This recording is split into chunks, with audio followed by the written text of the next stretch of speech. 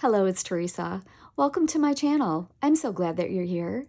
Today I have a requested tutorial for you to show you how to make this A2 sized card box that I featured in my June 2021 sheetload of cards. I have a set of 4 cards in this box, and I think it fills the box nicely without causing the embellishments on the card fronts to leave imprints on the backs of the other cards. So the original design of this box came from Margaret Nabe of Margaret Nabe Designs right here on YouTube, and I'll link her channel and video below. She has a wonderful tutorial, but I did make some changes for mine. Hers, I believe, held quite a few more cards than what I wanted my box to hold. So I modified the dimensions and I made the box a little bit shallower and also a little bit taller to accommodate the envelopes that I made with my envelope punch board. So the finished size of my box is 6 inches wide by 4 3/4 inches high, and it's 1 3/4 inches in depth. It does have a magnetic closure on it, and we'll go over that whole process in this video. This entire box can be made using one 12 by 12 sheet of cardstock, which is fantastic. And so what we're going to do is take our cardstock and we're going to cut it down to 6 by 12.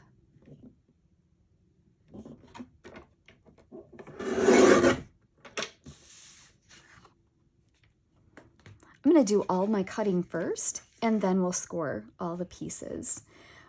So this is the piece that we just cut is going to be the main body of the box. Now the second piece that we're going to cut is going to be 6 inches, which will be what we've got in our remainder, and we're going to cut it to 3 3/4 inches.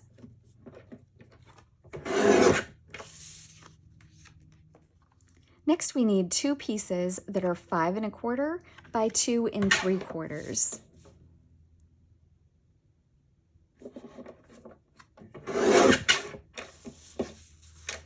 These are going to be our side pieces, and that's why we need 2.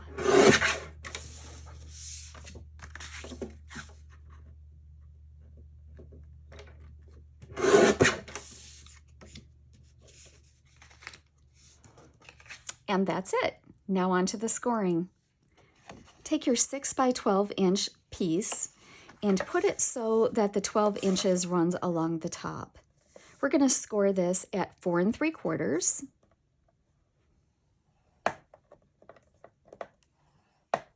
6 1/2,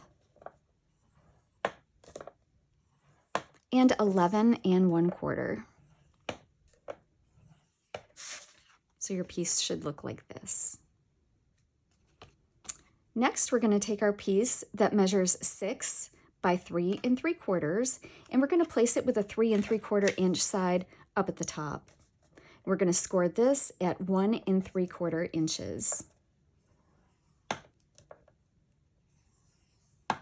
This is going to be the flap of our box. Next, we're going to need our 2 pieces that measure 5 1/4 by 2 3/4. And we're going to put these in with the 2 3/4 running along the top. We're going to score at 1/2 inch and 2 1/4. Then we're going to rotate it once to the right, and we are going to score at 4 3/4. So both of your pieces should look like this.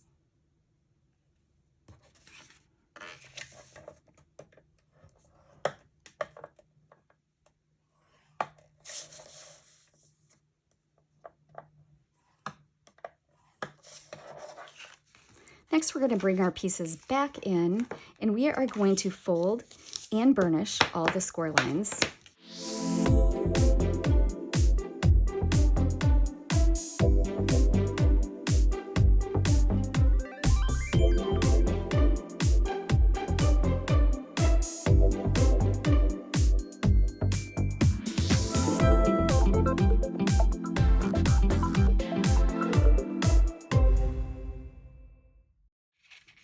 Next, we're going to take our 2 side pieces and we are going to cut these squares out of the bottom. And we're going to miter cut those so that we remove all of the score line. Let me show you what I mean. Just going to cut up like this at an angle, slight angle, just making sure to remove the score lines.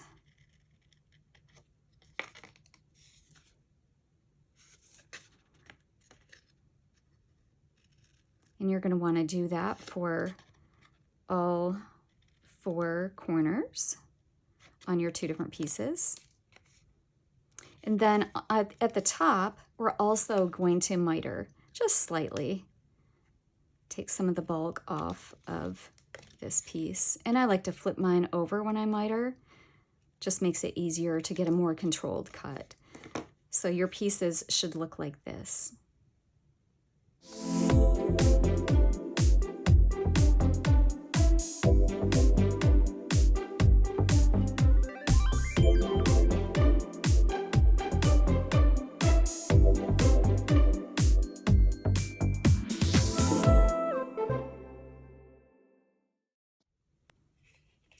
Next, bring in the piece that measures 6 by 3 3/4 that we scored almost in the center. There's going to be a longer side and a shorter side. This is our flap to our box, and this is the portion that we're going to use to adhere it. So this is going to be the outside portion of the flap. On this, if you want to round your corners, now is the time to do that. And I like to do a 1/2 inch round on my corners. I just think that looks nice. So that is all ready to go. Now we're ready to put the box together. Now, if you already know how you'd like to decorate your box, now is a great time to do it before assembly. I'm just going to put mine together for the purposes of this tutorial so that you can see that process, and then I will decorate it after the fact and show you the finished product. I'll also show you the mat and layer sizes that I use. So to assemble the box, we're going to take this main piece and we're going to bring in the side pieces. And that's what we're going to do first. The assembly is so easy on this box. Now, my adhesive of choice is my art glitter glue. Excuse my label on that. This is a well-loved bottle, and I actually have a couple, and they both pretty much look like that, so you know how much I'm using them. And we're just going to put some glue on this bottom tab.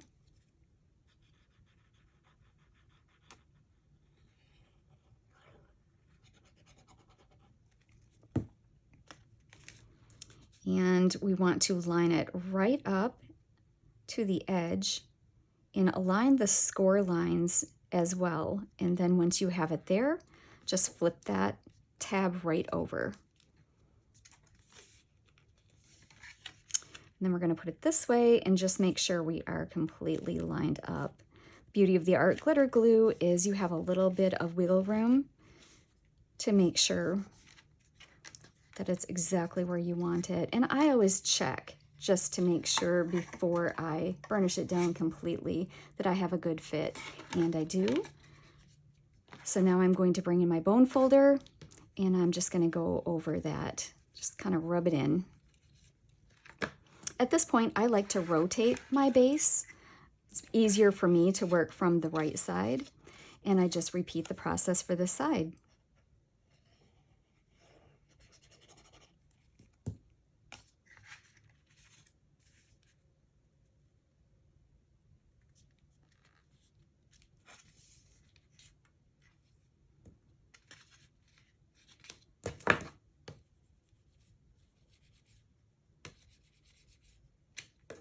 Now we're going to put glue on this bottom flap, just on one side.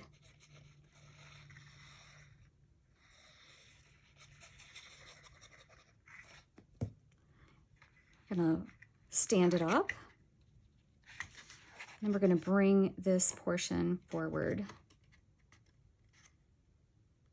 Just making sure it's even with the side. Once we have it in place, I'm going to go ahead and burnish that down just to make sure that we have a nice adhesion. Now we're going to repeat on this side.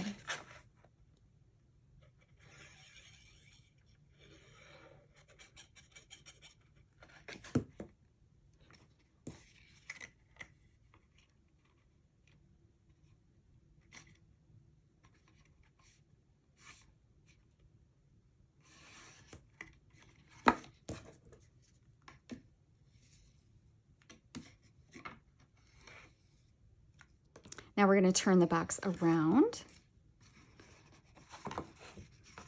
And this time we're going to glue both of the flaps at the same time. So just get your glue on there.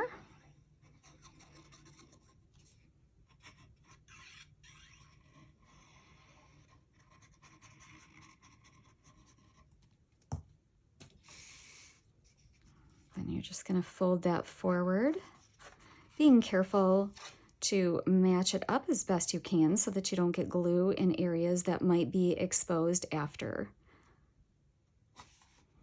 It matched up to the side and this side. Those look pretty good to me.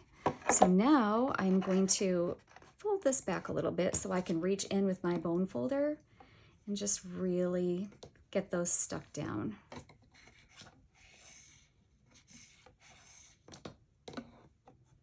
Next, we're going to bring in our flap piece. Now, the part that goes in the front of the box is where we've got our corners rounded, if you decided to do that. And then this shorter piece is what we're going to stick right here. So just put your glue on this flap.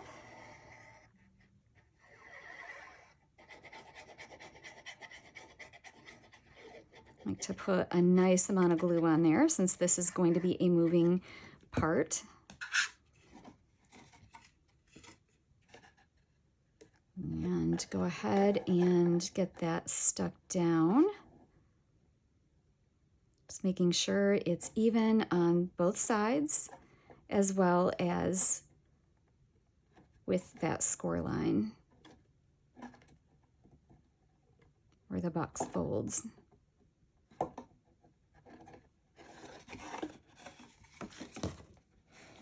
And then burnish that down, making sure that it's well adhered.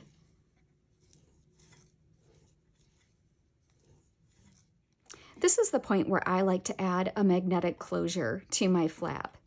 Now, I like to bend this flap backward.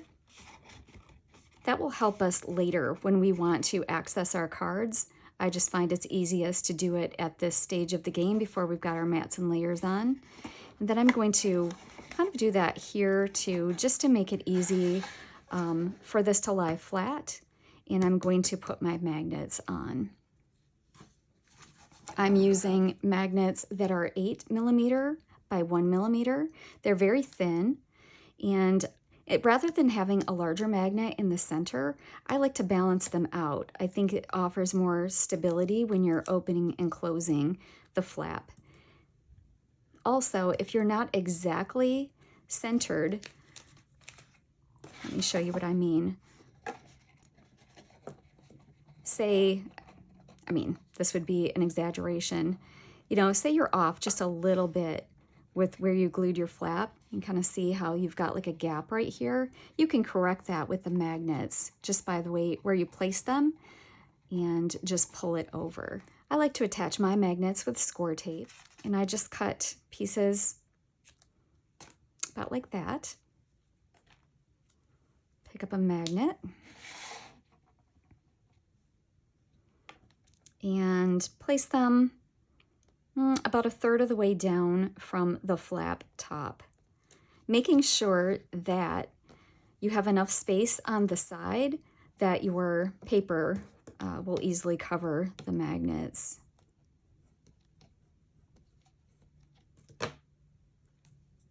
Do that for both magnets.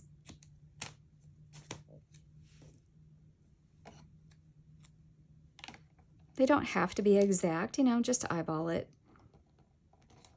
I like to take my bone folder and really burnish around the magnets, making sure that Scor-Tape is well adhered. Then I take my 2 remaining magnets and just let them find themselves on the first ones.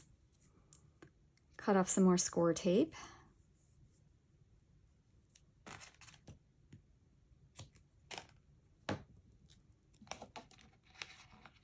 Put the magnet on, keeping the orientation the same.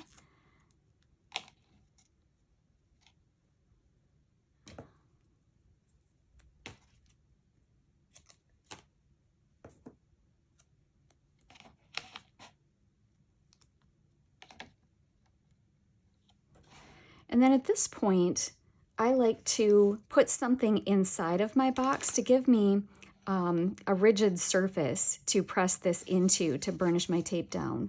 So I have this little box that's about the right size, and I just pop that in there.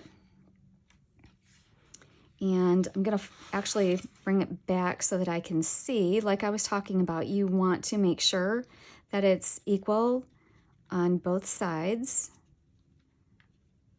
and flush at the top. So that feels good to me. Just gonna burnish down where I know my tape will make contact.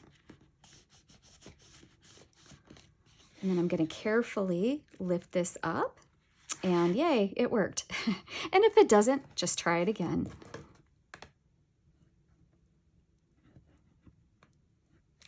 Burnish that down before I remove the inner box.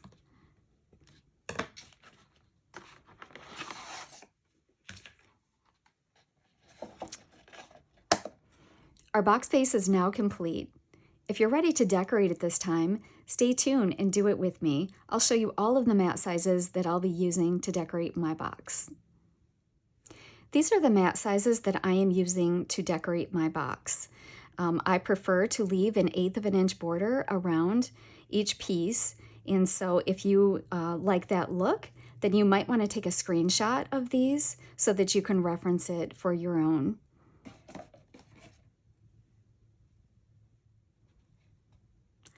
This piece is the one that will go on the top of the lid. This will go on the inside portion of the lid.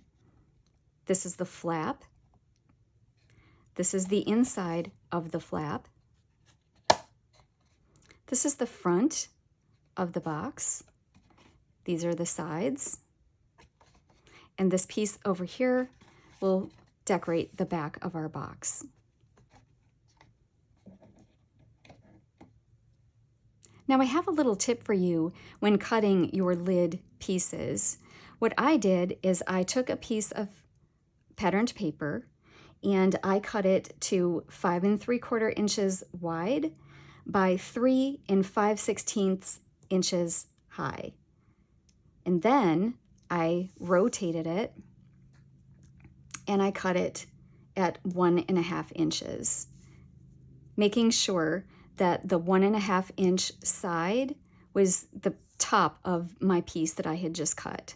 That way, when you glue them onto your box, the pattern will be continuous. To adhere my mats for a project like this, where I'd like to add extra strength to it, I prefer this Beacon 3-in-1 glue. It dries clear, it doesn't warp or buckle your paper in any way. It's got a lot of slip to it, so you can move the pieces exactly where you want them. You've got that time. And it also adheres pretty quickly, so that's just what I prefer, but you can use the adhesive of your choice. Let's get decorating.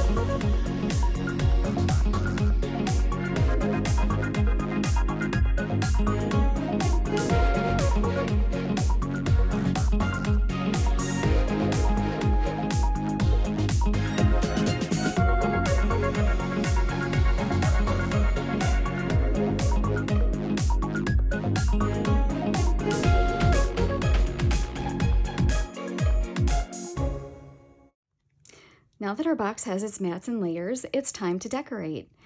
You can leave it just like it is, depending on the papers that you've chosen. Maybe you've done something like I did with this one, using contrasting colored papers.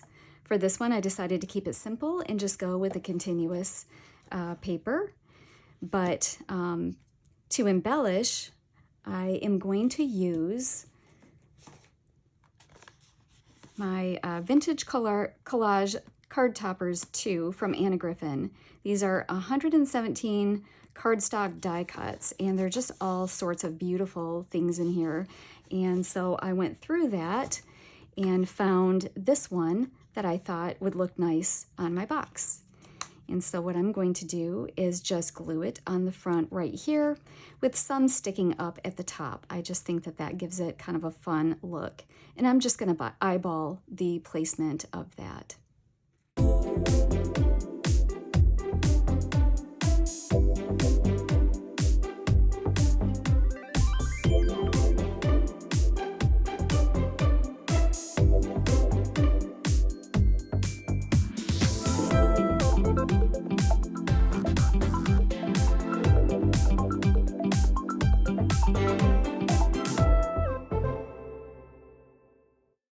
Now, because I think everything can benefit from a little bit of bling, I brought in some bling from my stash, and I'm just going to put this clear rhinestone right in the center.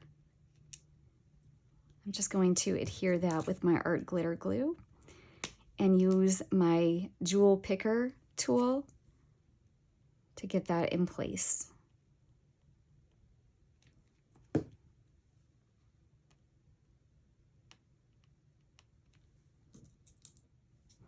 Our card box is now complete and ready to be filled. Like I said, prefer to fill mine with sets of four cards and 4 envelopes. But you could probably fit up to 6 depending on how heavily you embellish your cards. I've got 4 card bases, A2 in size, and 4 envelopes right here. I'll just kind of show you how these fit inside of the box. See, there's plenty of room to either add a couple more if you're going to keep your embellishments relatively flat, or, you know, layer them up and do that set of 4. And this just closes like that, and you just have a very sturdy, lovely gift ready to go, or something to sell on Etsy, or maybe at a craft fair. I hope that you enjoyed today's video, and if you did, please remember to like, subscribe, and share with a friend. Also, hit the notification bell so that you'll be notified the next time I upload a video. Until then, bye!